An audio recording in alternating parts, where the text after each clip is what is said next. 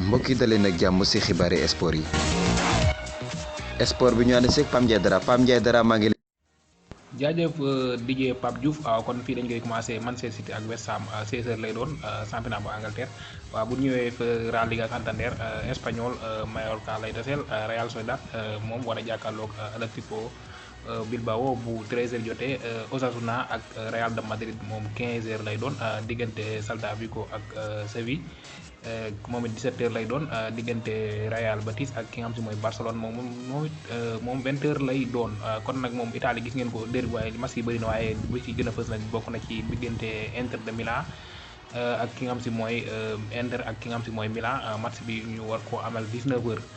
ba tey DJ Pape Diouf waaw kon ñu demee noonu kon nga Allemagne tey jii gis ngeen match yi ki nga xam si moo fi gën a fës diggante Bayern lay doon ak Leipzig moom lay doon bu ñu demee ca Ligue 1 bu France nag DJ Pape Diouf ba tey Montpellier war a jàkkaarloog Saint-Étienne ba tey ji Strasbourg war a jàkkaarloog Stade de Reims diggante Paris